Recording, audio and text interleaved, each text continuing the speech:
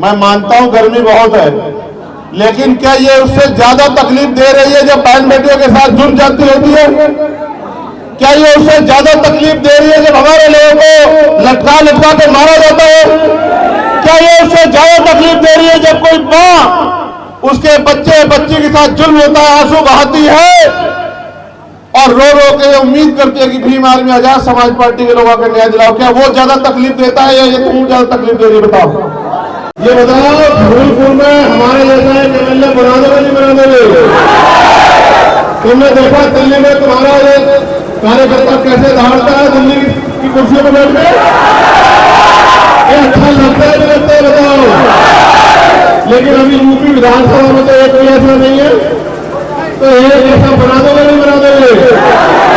अब किसी की बातों में तो नहीं आओगे और एक कम होगा जब आप गांव में निकल के लोगों के अंदर जागरूकता पैदा करोगे, अपना निशान बताओ, कर लोगे नहीं कर लोगे?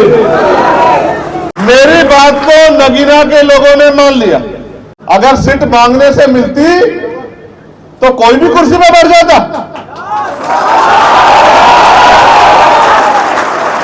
कुर्सी तो लोकतंत्र में छीननी पड़ती है। वो दिन भी आएगा कि बेटियां रात को 12 बजे सड़क में घूम पाएंगी और किसी गुंडे की हिम्मत नहीं होगी किसी बेटी की तरफ आंख उठाकर देख ले। मेरी बात को आप लोग याद रखें। मुझे नहीं पता कल क्या होगा, लेकिन मैं आपको वचन देके कहता हूं, अगर 10 साल जिया मैं तो आपका हाथ नहीं फैलेगा किसी के सामने। इस बात को आप याद रखें। वोट देने के लिए अगर आपने तैयार कर दिया लोगों को तो क्या मिलेगा आपको? आपको भी मिलेगा 5 साल में 25 करोड़ रुपए। कितना? 25 करोड़ रुपया। एक बहन हमसे आई, वो पंचायत सहायक है, यहीं कहीं है अभी, हमसे बोली भैया हमारा वेतन बढ़वा दो। कल हमें परसों में होमगार्ड के साथी मिले, हमसे बोले भैया हमारा वेतन बढ़वा दो। उससे पहले पीआईडी के लोग साथी मिले, हमसे बोले भैया हमारा वेतन बढ़वा दो। इसलिए फोन बंद करा रहे हैं। जो लोग स्कूल गए हैं वो जानते हैं कि जब अध्यापक पढ़ा रहा होता है और बच्चे का ध्यान किसी और जगह पे होता है तो मास्टर तो पढ़ा के आगे निकल जाता है, बच्चा समझ नहीं पाता। जब पेपर में वो क्वेश्चन आता है तो फिर वो अपने दिमाग पर जोर लगाता है तो उसको कुछ समझ नहीं आता, वो उत्तर में 0 लिखता है, उसके नंबर भी 0 आता है। अगर आपको 0 लानी है तो फिर तो कोई बात नहीं, और आपको 0 से आगे बढ़ना है तो फिर आपको मेरी बात को पहले सुनना पड़ेगा। जब आप मेरी बात को सुनोगे और उस बात को अपने जीवन में अमल में लाओगे और फिर उस बात के पीछे चलोगे तो फिर आप ना सुनने आपको मिलेगा और ना ही आप सुनने में रहोगे। मैं आपको आज के आपकी मीटिंग के हालात में कहानी सुनाता हूं और मैं मंच पे बैठे साथियों से भी कहूंगा कि वो ध्यान करें।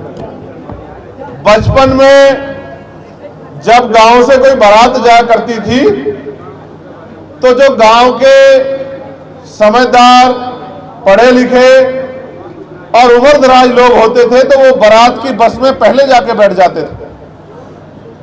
मेरे जैसे नौजवान वो बस के आसपास घूमते रहते थे कि जब बस चलेगी तब हम जाके बैठेंगे। ये प्रैक्टिकल है। जब बस चलती थी तो भाग के दौड़ के जाके देखते थे कि कोई सीट खाली नहीं है।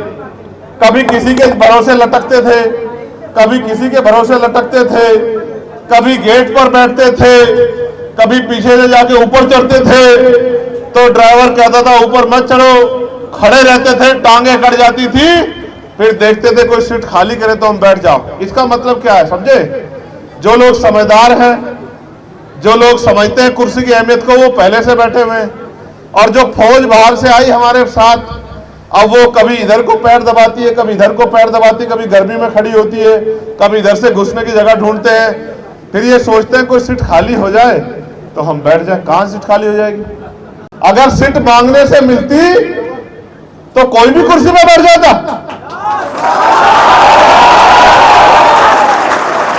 कुर्सी तो लोकतंत्र में छीननी पड़ती है, और जो छीनता नहीं, जो छीन नहीं पाता, वो कुर्सी के आगे जमीन पर बैठता है या कुर्सी के आसपास लटका हुआ नजर आता है, लेकिन ताकत किसके पास होती है?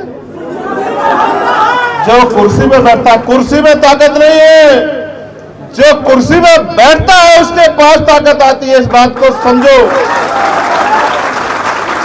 मेरी बात को नगीना के लोगों ने मान लिया, और जब नगीना के लोगों ने मेरी बात को मान लिया तो आज उन पे इतनी ताकत है कि जिलाधिकारी भी उनकी सुनता है, एसएसपी भी उनकी सुनता है, डीआईजी भी उनकी सुनता है, कमिश्नर भी उनकी सुनता है, पटवारी, सेक्रेटरी, कानूगो, तहसीलदार, एसडीएम, एडीएम सब उनकी सुनते हैं, और थाने में सिपाही से लेके और बड़े अधिकारी तक सब उनकी सुनते हैं, उनकी बात पर काम करते हैं। ये कैसे हुआ? जब नगीना के लोगों ने मेरी बात को, और नगीना के हिस्से में आया क्या, ये भी सुनो। नगीना के हिस्से में आया हर साल 5 करोड़ रुपया। कितना? कितना? और 5 साल में 25 करोड़ रुपया। कितना? अब वो 25 करोड़ रुपया उनके विकास के लिए, कहीं सड़क बनेगी, कहीं बिजली घर बनेगा, कहीं ट्यूबवेल लगेगा, कहीं जो विकलांग होगा उसको व्हीलचेयर मिलेगी, कहीं पे सौंदर्यीकरण होगा, कहीं पे धर्मशाला बनेगी, कहीं पे स्कूल बनेगा, कहीं पे अस्पताल बनेगा, और भी बहुत सारी योजनाएं उनके हिस्से में आई। चुनाव तो आपके यहां भी हुआ, आपके हिस्से में क्या आया? क्योंकि आपने उस तरह से मेरी बात को नहीं सुना, ना ही अपनी ताकत। आज मैं आपके बीच में आया, क्यों आया हूं ये बताना चाहता हूं, और क्या आपसे चाहता हूं ये भी बताना चाहता हूं, और अगर आपने वो काम कर दिया तो फिर क्या होगा ये भी आपको बताना चाहता हूं। आया इसलिए हूं क्योंकि मैं एमपी एमएलए बनने की लड़ाई इस प्रदेश देश में नहीं लड़ रहा हूं। इसलिए आया हूं कि बहुजन समाज में जन्मे संतों, गुरुओं, महान पुरुषों ने जो बलिदान दिया था, जिन उम्मीदों के साथ बलिदान दिया था, वो काम अभी अधूरा है, और वो एक चंद्रशेखर आजाद के संसद में जाने से पूरा नहीं होता। इसलिए आया हूं आपके बीच में कि आप भी इसमें थोड़ी सी मदद करा दो।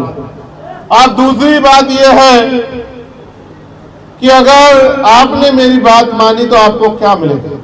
अगर आपने मेरी बात मानी और आने वाले उपचुनाव में मेरी बात के साथ खड़े होकर आज से ही गली गली, गांव गांव जाकर बहुजन समाज में भाईचारा पैदा करने का, और बहुजन समाज में जागरूकता पैदा करके आजाद समाज पार्टी को वोट देने के लिए, के पक्ष में वोट देने के लिए अगर आपने तैयार कर दिया लोगों को, तो क्या मिलेगा आपको?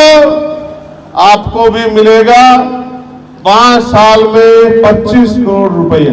कितना?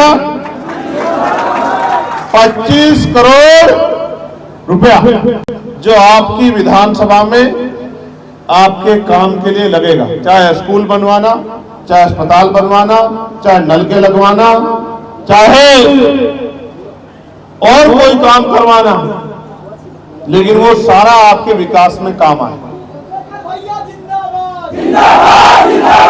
अब ना ताली बजाओ ना नारा लगाओ, मेरी बात पे गौर करो। अब ये आएगा कैसे? ये आएगा तब जब हम अपने महान पुरुषों की बात के पीछे चलेंगे। याद करो, बाबा साहब अम्बेडकर ने क्या कहा जब उन्होंने हमें वोट का अधिकार दिलाया? तो क्या कहा? कहा कि आज मैंने रानी का पेट चीर दिया, आज के बाद राजा रानी के पेट से तैयार नहीं होगा, आज के बाद राजा जो पैदा होगा, तैयार होगा, वो आपकी वोट सर हो। और मेरी तो मान लो, जब मैं कह रहा हूं ताली मत बजाओ, मेरी बात सुनो तो कम से कम मेरी तो सुनो। मैं मानता हूं गर्मी बहुत है, लेकिन क्या ये उससे ज्यादा तकलीफ दे रही है जब बहन बेटियों के साथ जुड़ जाती होती है? क्या ये उससे ज्यादा तकलीफ दे रही है जब हमारे लोगों को लटका लटका के मारा जाता है? क्या ये उससे ज्यादा तकलीफ दे रही है जब कोई मां उसके बच्चे बच्ची के साथ जुल्म होता है, आंसू बहाती है और रो रो के उम्मीद करती है कि भीम आर्मी आजाद समाज पार्टी के लोगों को न्याय दिलाओ? क्या वो ज्यादा तकलीफ देता है या ये तुम ज्यादा तकलीफ दे रही है? बताओ। तो इस धूप से मत डरो। आज अगर इस धूप से डर गए तो कल मेहनत नहीं कर पाओगे, और आज इस धूप से लड़ गए और आपने मेहनत की तो फिर कल बढ़िया कुर्सी बैठने को मिलेगी, मीटिंग हॉल में एसी लगा होगा और तमाम तरह की सुख सुविधाएं आपके पास होंगी।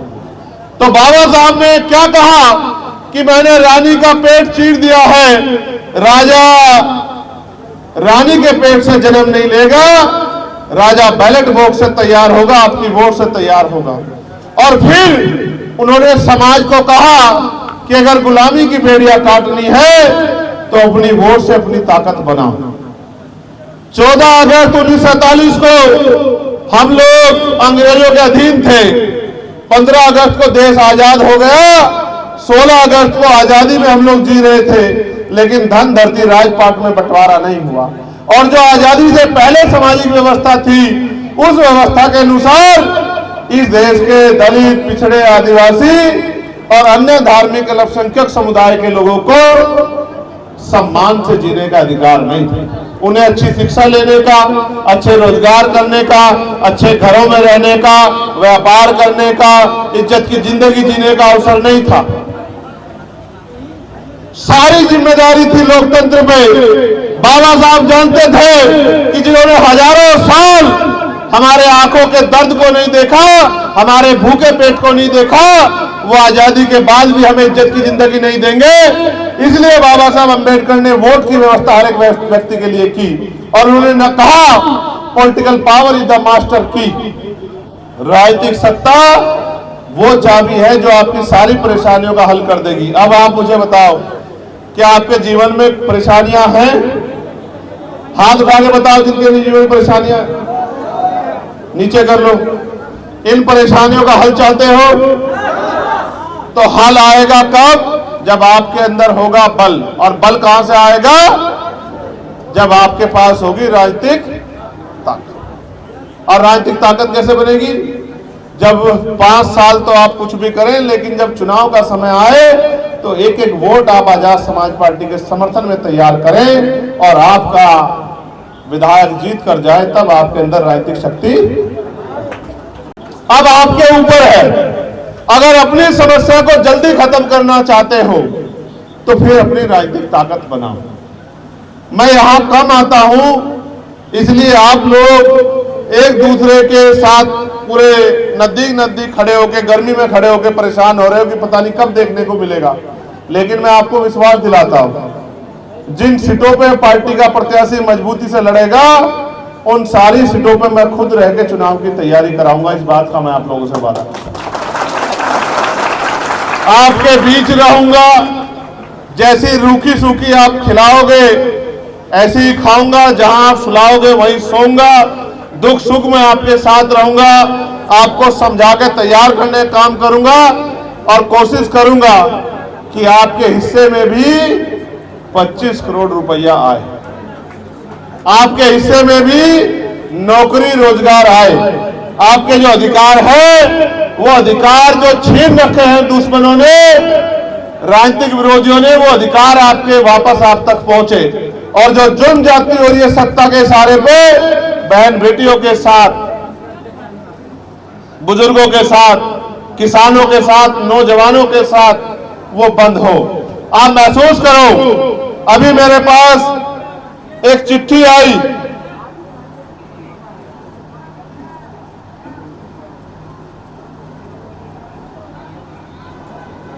अभी मेरे पास एक चिट्ठी आई, एक बहन लेके आई थी, यही होगी कहीं, हमसे बोली आप तो मां हैं, आपके आसपास वाले लोग अच्छे नहीं है, उन्होंने आपको गलत सलाह दी, आप बैठ जाओ। एक बहन हमसे आई, वो पंचायत सहायक है, यही कहीं है अभी, हमसे बोली भैया हमारा वेतन बढ़वा दो। कल हमें परसों हमें होमगार्ड के साथी मिले, हमसे बोले भैया हमारा वेतन बढ़वा दो। उससे पहले पीआईडी के लोग साथी मिले, हमसे बोले भैया हमारा वेतन बढ़वा दो। शांत रहो, जो जिसका काम है उसे ही करने दो, भेड़ बकरियों जैसे मत करो।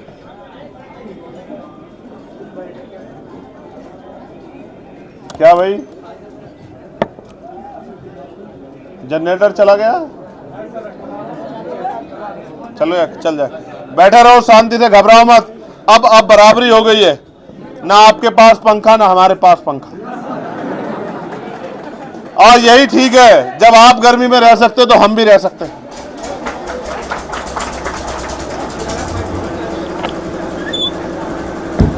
हेलो, ये बंद कर दो कूलर, और ये पंखा बंद कर दो, और गैर बराबरी नहीं होनी चाहिए। क्या तो इनके लिए भी कूलर और पंखा लगाते, या फिर नहीं ठीक नहीं, हम जो कह रहे हैं हमारी बात मान लो, बस छोड़ दो। तो पीआईडी वाले आए कि भैया हमारा वेतन बढ़वा दो, हमारे पास अनुदेशक आए भैया हमारा वेतन बढ़वा दो, शिक्षा मित्र आए भैया वेतन बढ़वा दो। और हमने पुलिस के जवानों के लिए कहा कि इनकी 8 घंटे की ड्यूटी होनी चाहिए, सप्ताह में इनको 1 दिन छुट्टी मिलनी चाहिए, इनकी वेतन विसंगतियां दूर होनी चाहिए, इनको बॉर्डर स्कीम से मुक्ति मिलनी चाहिए। और हमारे पास किसान आए कि साहब एमएसपी की गारंटी दिला दो। तमाम लोग हमारे पास आते रहते हैं कि भैया हमारी आवाज उठा दो। लेकिन मैं आपसे कहना चाहता हूं, ये सारे काम 2027 में चुटकी बजाते हो जाएंगे, मेरी बात को आप याद रखना। हमारे पास 69,000 शिक्षक भर्ती के बच्चे आए कि भैया नौकरी दिला दो। हमारे पास पुलिस भर्ती के जो बच्चे हैं, जिस भर्ती में घोटाला है, वो आए कि भैया भर्ती दोबारा करा दो। हमारे पास बीएड के बच्चे आए कि भैया सरकार के आदेश पे हमने बीएड कर ली, अब उन्होंने कानून लागू कर दिया, राजपत्र जारी कर दिया कि बीएड वालों को नौकरी नहीं मिलेगी, भैया हमारी जान बचा दो, हमें रोजगार दिला दो। हमारे पास बीटीसी वाले भाई आए, बहनें आई कि भैया बीटीसी वालों को नौकरी दिला दो। तमाम लोग आए, लेकिन नौकरी कौन दिला सकता है बताओ? जिनका राजकाज होता है। और राजकाज किनका है? जिनकी सरकार है। और सरकार किनकी है? जिनके विधायक ज्यादा है। और जिनके विधायक ज्यादा है, जिनकी सरकार है, उनकी कलम में ताकत है। उनकी एक कलम से लाखों नौकरी आ जाएंगी, उनकी एक कलम से सरकारी शिक्षा सबके लिए मुफ्त हो जाएगी। चाहे डॉक्टर बनना, चाहे इंजीनियर बनना, चाहे वकील बनना, चाहे जज बनना, कुछ भी बनना, मैं गारंटी देता हूं कि उत्तर प्रदेश में ऐसा समय आएगा कि किसान का बेटा भी 1,000 रुपए में डॉक्टर बनेगा। मेरी बात को आप लोग याद रखना। उत्तर प्रदेश में वो दिन भी आएगा कि बड़ी से बड़ी बीमारी का 1,000 रुपए में इलाज होगा। मेरी बात को आप याद रखना, जमीन की गिरवी रखनी पड़ेगी। उत्तर प्रदेश में वो दिन भी आएगा, किसी गरीब की बेटी की शादी होगी तो सरकार 1,00,000 रुपए की मदद पर हर गरीब की बेटी की करेगी, उस गरीब परिवार की करेगी कि उसके ऊपर ज्यादा बोझ न पड़े। वो दिन भी आएगा कि आशा आंगनबाड़ी बहनों के वेतन में वृद्धि होगी। वो दिन भी आएगा भोजन माता के वेतन में वृद्धि होगी।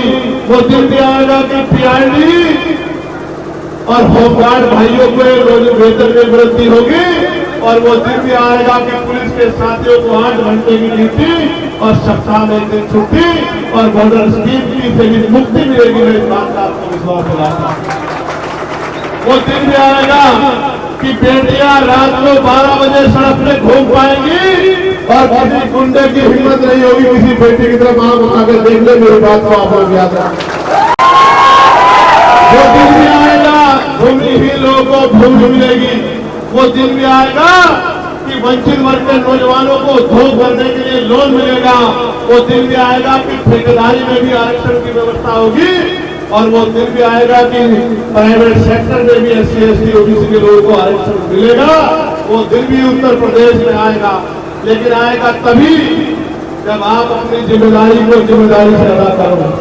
वो दिन भी आएगा कि महिलाओं को मिलने वाली 500 रुपए की पेंशन, विधवा विकलांग वृद्धाओं को मिलने वाली पेंशन 5000 रुपए होगी। मेरी बात को आप याद रखना, वो दिन भी आएगा, लेकिन वो तभी आएगा जब आप बहादुर लोग अपनी गली मोहल्ले की जिम्मेदारी उठा के, अपने गांव बस्ती की जिम्मेदारी उठा के, अपने विधानसभा, अपने बूथ सेक्टर की जिम्मेदारी उठा के और अपने आप से आजाद समाज पार्टी को ताकतवर करने का काम करो।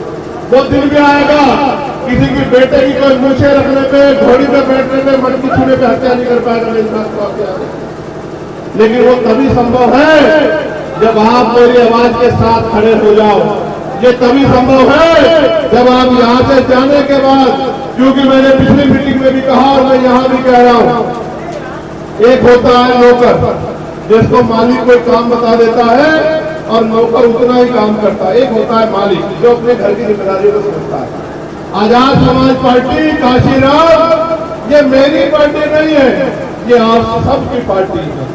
ये बहुजन समाज के अंतिम व्यक्ति की पार्टी है। ये हर गरीब किसान मजदूर की पार्टी है। वो दिन भी आएगा कि किसानों को MSP की गारंटी मिलेगी। वो दिन भी आएगा कि न्यूनतम वेतन 700 रुपए होगा रोजाना का। मेरी बात को याद रखना। और समान कार्य समान वेतन लागू होगा। सफाई कर्मचारियों को पक्की नौकरी मिलेगी और गटर में हमारा कोई व्यक्ति नहीं उतरेगा। इस बात को भी आप याद रखना। वो दिन भी आएगा, लेकिन करने को तो बहुत कुछ है। आएगा तब जब उद्योग लगेंगे और गांव में महिलाओं को घर में रोजगार मिलेगा। सर पे ईंटें नहीं उठानी पड़ेगी, भट्टे कोलू में काम नहीं करना पड़ेगा, उनका अपमान नहीं होगा, उनके ऊपर कोई गलत भी ना चले। लेकिन आएगा तब जब आप आजाद समाज पार्टी काशीराम को ताकतवर बनाने का काम करोगे और अपनी वोट को आजाद समाज पार्टी काशीराम को देने का काम करोगे। बताओ, मदद कराओगे नहीं कराओगे? कौन कौन मदद कराएगा? जरा हाथ खड़ा करके बताओ। जो दोनों हाथ खड़ा करेगा उसी की मानेगा लोग। नीचे करो हाथ। ये बताओ, ये जो उपचुनाव है फूलपुर में, ये फूलपुर है ना?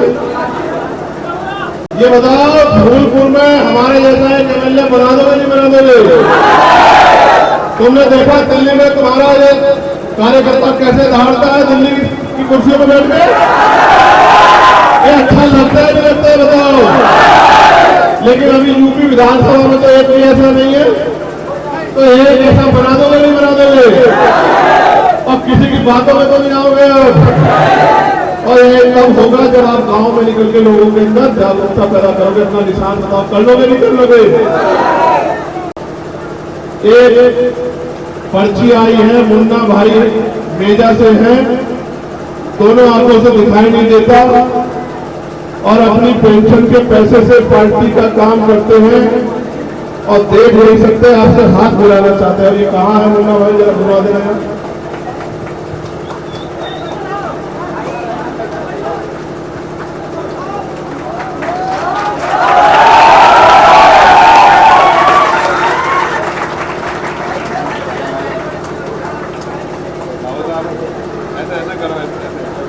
इधर करो, इधर करो, बस ऐसे करो, गर्दन ऊपर उठाओ, हाथ रुक जाए, इधर देखो, सामने देखना है तुम्हें, इतना समझ जाओगे सामने, थोड़ी नीचे करो, बस ये पकड़ो जरा, इधर घूमो,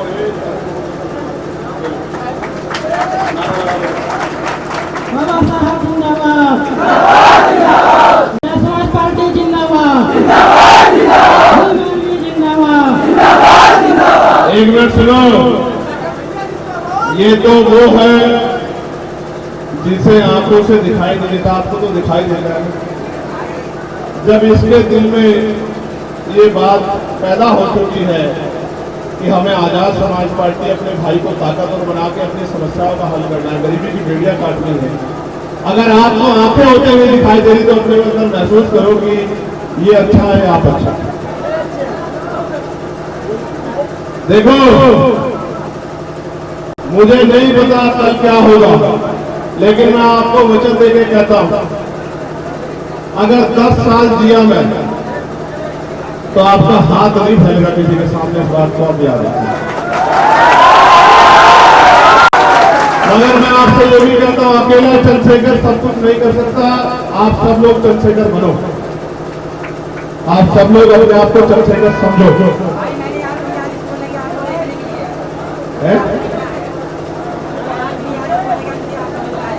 नहीं, अगर ऐसे करूंगा तो काम ही नहीं हो पाएगा। इतने घंटे बैठाओ, तुम बैठ जाओ, थोड़ी देर पीछे हो जाओ, ये बैठने की जगह है, यही बैठ जाओ, बैठ जाओ, बैठ जाओ, बैठ जाओ। देखो, मेरे कंधों पे है जिम्मेदारी, और जितने घंटे आपके पास सर उतने घंटे हैं मेरे पास। ऐसा नहीं होता कि मेरा जो दिन होता है वो 40 घंटों का होता है। मैं भी चाहता तो 2 दिन की छुट्टी मना लेता, मना सकता था, नहीं मना सकता था, लेकिन मैं समझता हूं आज मेरे लिए आराम हराम है, क्योंकि आज मेरे लोगों की खाल उधेड़ी जा रही है, उनकी गर्दनें काटी जा रही है, उनको गोली मारी जा रही है, और आज मेरी माँ बहनें सुरक्षित नहीं है, आज मेरे भाइयों को रोजगार नहीं मिल रहा, तो मेरा कोई मतलब नहीं बैठता कि बाबा साहब अम्बेडकर और मानवर काशीराम का सिपाही होने के नाते मैं चैन से घर में सो जाऊं। जब आंखें बंद करता हूं तो जुल्म जाती देखता हूं तो आंखें खुल जाती है। रोज हो नहीं सकता कि आपको कोई कमजोर ना समझ बैठे, लेकिन आपको फिर कह रहा हूं, मुझसे मिलने से कुछ नहीं होगा। अपने आप में चंद्रशेखर पैदा करो और घर घर जाके काम करो, तो अगले 3 साल बाद ऐसा सूर्य निकलेगा उत्तर प्रदेश में कि हर एक आदमी अपने आप में ताकतवर होगा और हर गरीब को सम्मान का जीवन मिलेगा। मैं धन्यवाद करूंगा।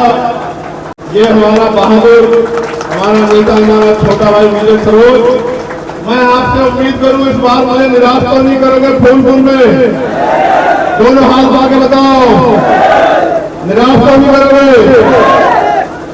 ऐसा तो नहीं कि मैं खुश होता रहा हूं कि इस बार एमएलए आ रहा है और कुछ ना आए। बताओ, जिताकर भेजोगे नहीं जिताकर भेजोगे? 2 हाथ बढ़ाओ बहादुरों की तरह और ऐसे मुट्ठी बंद करो और नारा लगाओ मेरे साथ, वोट हमारा राज तुम्हारा, वोट हमारा राज तुम्हारा, जो बहुजन की बात करेगा, जो बहुजन की बात करेगा, जो बहुजन की बात करेगा, भीम आर्मी जिंदाबाद, आजाद समाज पार्टी जिंदाबाद, गरीब किसान जिंदाबाद, मजदूर नौजवान जिंदाबाद। और आप सबका धन्यवाद और बहुत बहुत बधाई और मंगल कामनाएं। और इस बार इज्जत रख लेना हमारी, रख लोगे? चलो बहुत बहुत धन्यवाद।